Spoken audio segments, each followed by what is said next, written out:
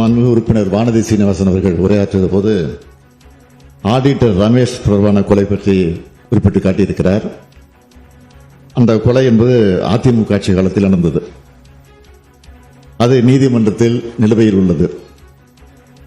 அதேபோல காஷ்மீர் மாதிரி நடக்கக்கூடாது என்றும் இங்கே பேசியிருக்கிறார். அது மாதிரி நிச்சயமாக தமிழ்நாட்டை பொறுத்தவரை நடைபெறாது என்பதை உறுதியுடன் தெரிவித்துட்டேன். காஷ்மீர் சம்பவத்தில் கூட நாங்கள் பேசும்போது ஒன்றிய அரசுடைய பாதுகாப்பு குறைபாடு பற்றி இதுவரை நாங்கள் பேசல.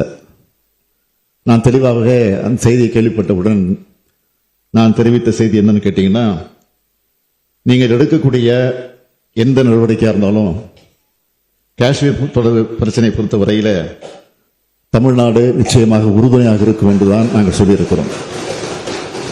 எனவே இந்த காரணத்தை கொண்டும் தமிழ்நாட்டை பொறுத்தவரை மதவாதம் உள்ளே நுழைய முடியாது என்பதை நான் தெளிவோடு சொல்றேன்.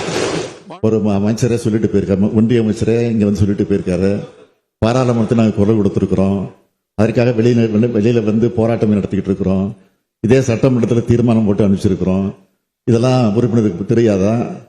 எனவே இப்பொழுதாவது பேசிய காரணத்தால் அது நீங்கள் உரிமையோடு அதற்கு குரல் கொடுத்து அதை பெற்றுத்தர வேண்டும் என்று இந்த அவையின் மூலமாக உங்களை கேட்டுக்கொள்கிறேன். ஒன்றிய நிதியமைச்சர் அவங்களுக்கு வேண்டிய தமிழ்நாட்டில் பயங்கரவாதம் இருப்பதாக வானதி சீனிவாசன் கூறியதற்கு முதலமைச்சர் மறுப்பு தெரிவித்து பதிலளித்த காட்சிகளை பார்த்தோம்.